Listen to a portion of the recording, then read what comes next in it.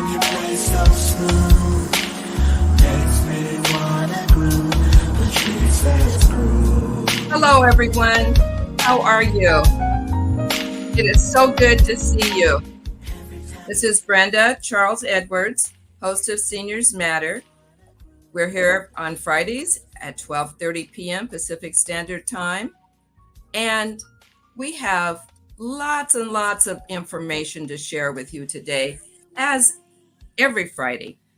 So let's get started.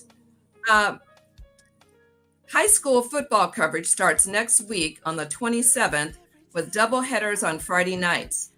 First up, it's Rainier Beach at Garfield at 5 p.m.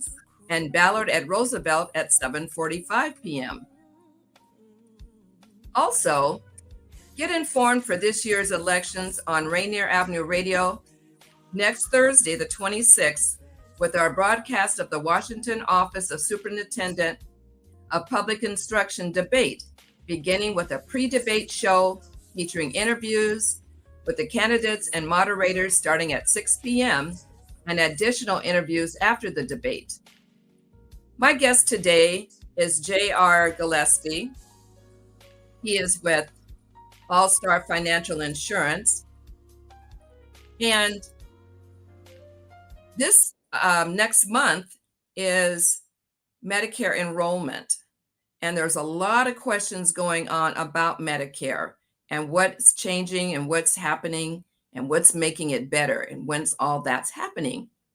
So, JR, come on in and let's get started. How you doing today? Always good to see you. Likewise, sir. Likewise. Where are you? Where am I? I'm here sitting in my desk in my office. Okay. Isn't that isn't that a good place to be? Yes, it is, sir. Yes, it is. Okay. Oh, so how have you been? I haven't seen you in a little while. Oh, been doing really good. You know, I'm just enjoying. This is always one of my favorite times of the year. I really like the weather, and I don't know if you can still say Indian summer, but I know that's what I grew up calling it. And you know, the weather is nice, and the leaves are turning different colors, and like you were saying, football season has started, so you know I can get back into my couch potato mode. I hear you. I totally understand. So, JR, as I was telling my audience that Medicare enrollment starts next month. And I know I was reading an article yesterday, I think it was, about some of the changes and some of the things that had been proposed are going to finally start coming to fruition, especially this year and next year in particular. So let's start with what is Medicare? Because I talked to a lady today, as a matter of fact, says she signed up for Social Security and she knows that Medicare is next, and she'll be 65, I think she said, sometime next month. So let's talk about what is Medicare.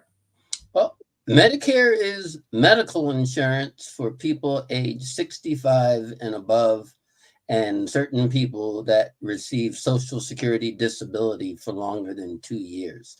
We have like two distinctly different medical insurance systems in this country. We have one for people under the age of 65, and we just call that medical insurance. But when you turn 65, it's called Medicare. It's like insurance. It pays your medical bills. It pays doctors. It pays the pharmacy. It pays hospitals. But I always say the best thing that can happen to somebody 64 is when they turn 65. For people who are paying for their own medical insurance, they usually get a pretty significant decrease in premiums with, you know, much better coverage. Okay. So now I know the enrollment date is next month, but do you know the exact time frame? Okay. Well, the annual election period is what we call it, because Medicare has all of these windows with respect to when you can do things. You can't do stuff anytime you want. Okay. And the annual election period begins on October the 15th, and it goes until December the 7th. And during the annual election period, if you're not currently enrolled in a prescription drug plan or a Medicare Advantage plan, also referred to as Medicare Part C, then you can enroll into a plan. You can't be declined, no questions asked. And if you have a plan and you want to switch to a different plan effective January 1, then you also have to do that during this annual election period. Like I said, that goes from October 15th until December the 7th. Oh, okay. Wow. And this, I hate to ask this question, but how much does Medicare cost? And I know it depends on the individual. Well, actually, it depends on your income. Oh, Now, for most people, if your income falls below $103,000 per year for an individual, or $206,000 for a couple, then you'll pay $174.70 monthly. Now, I'm giving you 2024 numbers, and I don't think there are going to be any increases in 2025, but your Medicare Part B premium, because Medicare comes in two parts. You have Medicare Part A, which covers hospitalization. Now, most people don't pay at all for Medicare Part A. If you've worked more than 40 calendar quarters or 10 years over the course of your life, and when I say worked, I mean paid Social Security, paid into Social Security, then you don't pay for Medicare Part A. That would be, considered, I wouldn't say free. I don't like to use that word, but you don't pay for it. okay. But Medicare Part B, which covers outpatient services, so if you have to see a doctor or anything like that, that's Medicare Part B. And that's what you pay the $175 for. So when you turn 65 and you enroll into Medicare, then you'll have this premium payment. Now, if your income exceeds those figures that I gave you, 103,000 or 206,000, then you do pay more. And there is a chart that kind of shows you, I think the next step is 244. That's if your income's up to, 129,000. Then if your income's up to like 160,000, you pay 349, but it does increase with your income. So it acts a lot like a tax. Okay. Wow. So now I know it can be very confusing, but can you give my audience a brief summary, or however you need to do it to make it clear, but the differences between Medicare Advantage, Medicare Supplement, Medigap, and then you talked about Medicare B, and then C, and Medicare Part D. This is just crazy, but I guess it's all necessary. Well, Medicare A and B, although they are medical insurance and they're offered through the Department of Social Security, has some gaps in coverage. They're just things that Medicare doesn't cover. Medicare doesn't cover prescription medications. Medicare has some reasonably high deductibles. Medicare doesn't cover dental, vision, or hearing. Medicare doesn't cover alternative medicine, acupuncture, naturopathic doctors, things like that. So because of the things that Medicare doesn't cover, most people will get some form of a supplemental coverage to pay for the things that Medicare doesn't cover.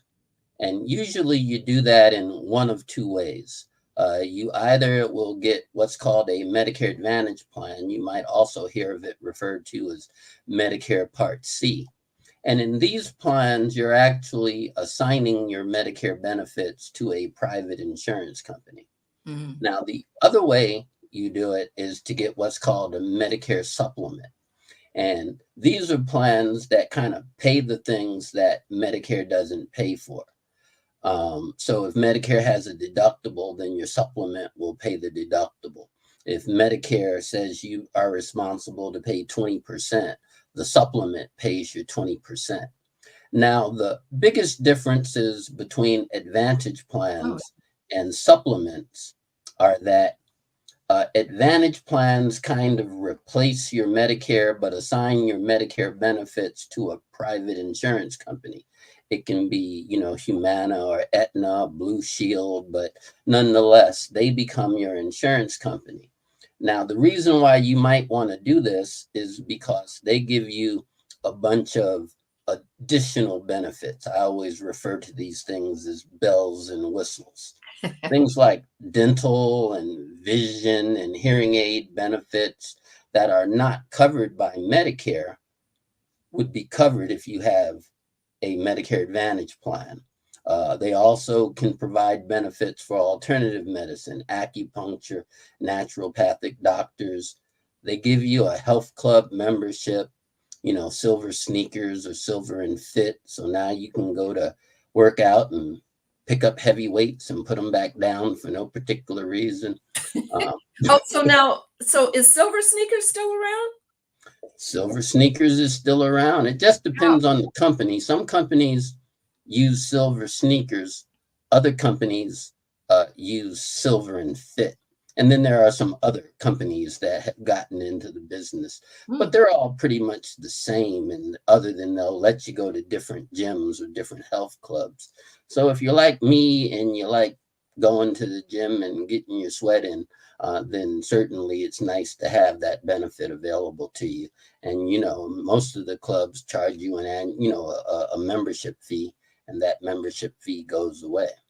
So now does that also apply? So if you let's say have a membership at YMCA or YWCA? If you have it depends on the program. Some YMCAs are covered, I believe, and then others aren't covered. And then there are plans that even give you like a cash reimbursement, so you can use the reimbursement money to pay for your membership. So let's say you wanted to go to a gym that wasn't part of Silver Sneakers, you can use the reimbursement money to go to that gym. They want you to exercise. They want you to be healthy. We all know that when people are healthy, then their need to visit the doctor tends to reduce. So they want you to do things that are good for you. So you got to eat your carrots. That makes sense. Yeah, that's an old wives' tale. If you're just tuning in, you're listening live to Seniors Matter with your host, Brenda Charles Edwards, on www.RainierAvenueRadio.world, your South Seattle community radio station. We're here on Fridays at 12:30 p.m. Pacific Standard Time. Do you know what's the best gift we can give ourselves and our loved ones? Join me on Zoom for a group or individual session on Speaking of Dying, End of Life Planning. You can reach me at 206-683-2636. Now back to my fantastic guest, Mr. J.R. Gillespie with Allstar Financial Insurance. In fact, J.R., give yourself a plug. Explain to my audience what exactly you do and what you offer. Well, I always say, since illness and injuries always happen when you don't expect it, I help people with medical, Medicare, life, disability, long-term care, a lot of insurance products, but all tied to your health, which is your most important asset. I'm a broker, so I get to shop around and save you time and money. And I've been doing it since '93. So if you hum a few bars, I can usually finish the song for you. So if you have questions, please give me a call. 1993? 1993. Okay. That's why it's all gray on my face. I'm not going to say anything. I'm not going to say a word. Oh, gosh. Okay, so JR, how will the Inflation Reduction Act affect Medicare? The Inflation Reduction Act is a really big deal. It's going to change the way prescription drugs are provided to people. Although personally, I see it, like same way I feel about a stock split or a promotion without a raise.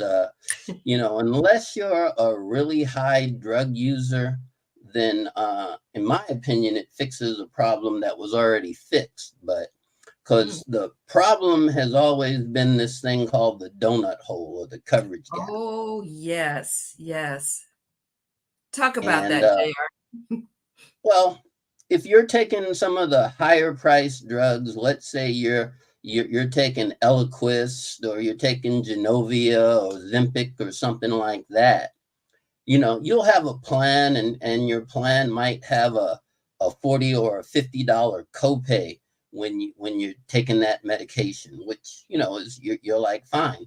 And you're cruising along and you're going to the pharmacy and you're paying your $40 or your $50 for your medication. But then after you've spent, or at least in 2024, after you've spent $5,000 on your medication, so, or at least after the cost of the medications gets to $5,000, and if you're taking like an Eliquis or an Ozempic, you know, those have a retail cost of like $800. So although you're only paying your copay, you know, the drug company is paying, you know, the rest of the money. And what was happening is that after you got to the donut hole, then you were in this coverage gap and you had to pay 25% of the cost of the drug. So you'll go to the drug. Wait, JR, that's $800 a month for one That's pill? how much, yeah, that's how much. Not one pill, but yeah, for prescription? Yes. Oof. So better work out.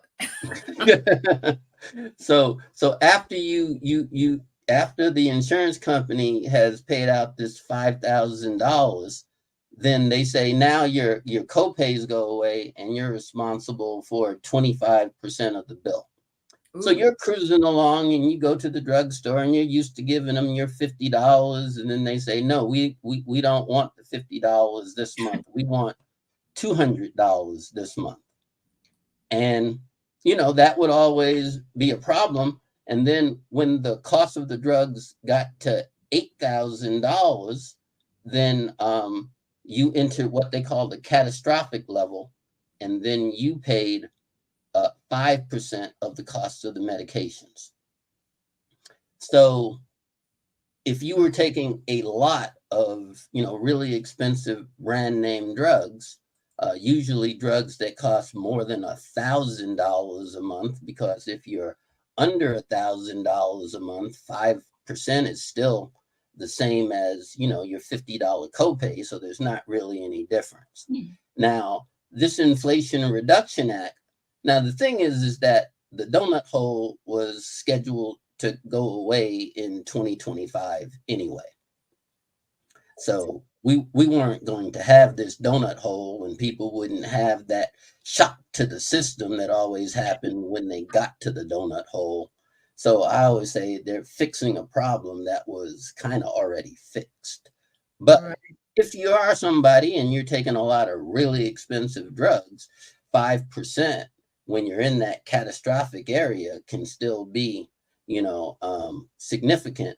And since there's no cap or no ceiling, then there was no cap, and you can spend quite a bit of money. It was just that that's a very small percentage of people who actually are able to take advantage of it. Now, with this Inflation Reduction Act, the big thing they've done is that now you have a $2,000 maximum out of pocket. So you can't spend more than, if you ever get to the point where your out of pocket is equal to $2,000, then you don't spend any more money. And my only thing is that very few people are going to get there. The other thing that they've done is that they put in this feature that allows you to average out your prescription drug costs. So like if you have one of those heating bill packages where it says, you know, because your bills are higher in the winter and lower in the summer, and they let you average it out so you pay the same every month, because people do like predictability.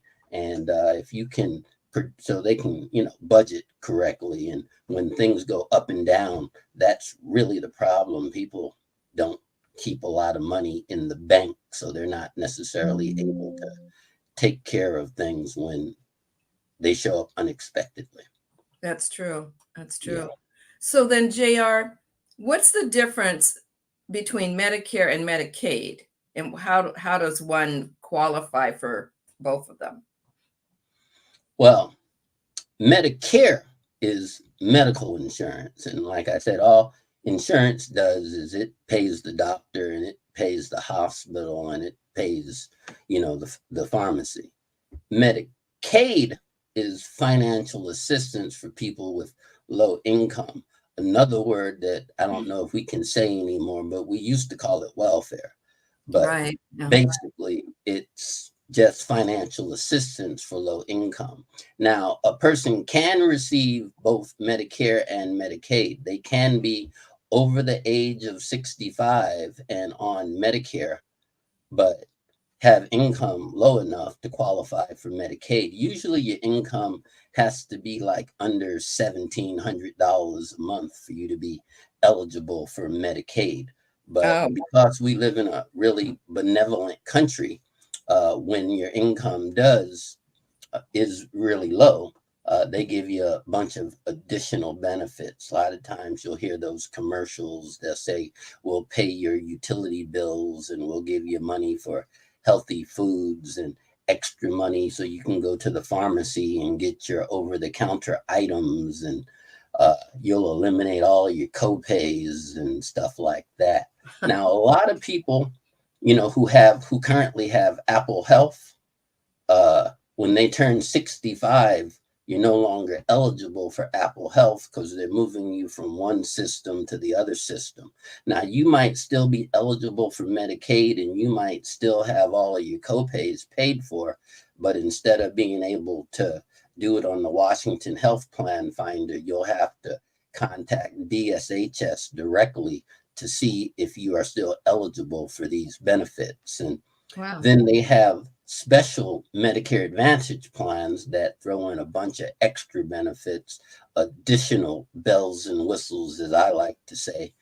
And then not only that, your Medicare Part B premium, the $175 a month, will also be paid if your income qualifies you for Medicaid benefits. So Medicare is medical insurance. Medicaid is welfare. Got it. So now, does Medicare pay for nursing care? Medicare pays for what's called skilled nursing care. And that pays for 100 days of skilled nursing care per year. The first 20 days, you don't pay anything. The next 80 days, you have like a $200 per day copay that you pay. Now, the thing is that it only pays for skilled nursing care. Now, skilled nursing care, you have to have at least a 3-day stay in the hospital, which is not the big thing. The bigger thing is that you have to be improving.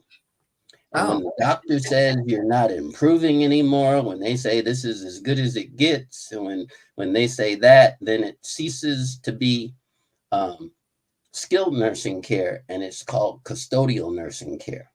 Now, custodial nursing care is not covered. Now, most people that you'll find in hospitals, in assisted living or nursing care facilities are receiving skilled nursing care. Most people receiving, who have a home health care aide or something like that, they're receiving custodial care. And that's where things like long-term care insurance come into the picture, because they say if you require substantial assistance in 2 or more activities of daily living, and activities of daily living are eating, bathing, dressing, toileting, incontinence, and transferring. So if you require substantial assistance in 2 or more of those, that's when you can go on claim with a long-term care policy.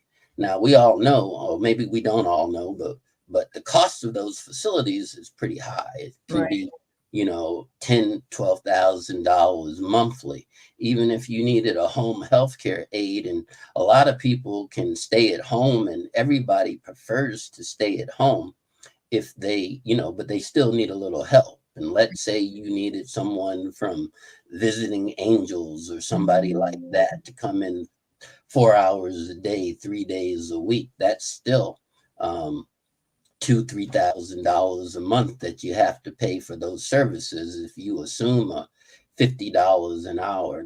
Now, I'm a big believer that everybody should get paid. I don't think anybody wants to work for free. And it's simply, how do you pay these people and where's the money coming from? Absolutely. I also offer JR, this thing. just a second.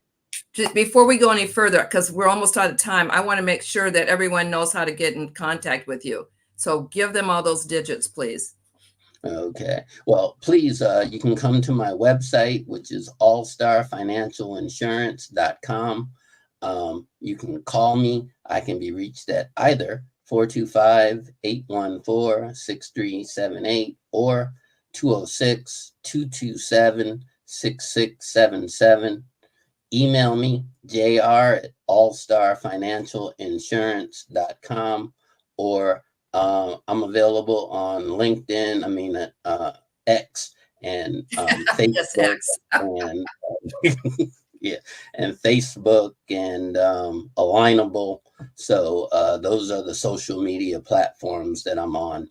And but give me a call. There's no cost consultation. I'm happy to answer any questions that you might have. And like I said, I've been doing it since '93. So I like to think if you hum a few bars, I can usually finish the song for you.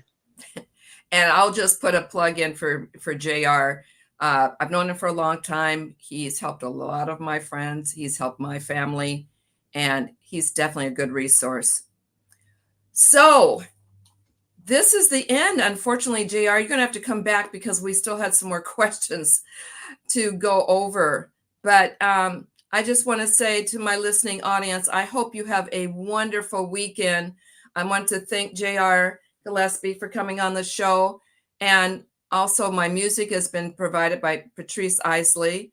I hope you'll have a safe weekend and live your life like it's golden. Yeah.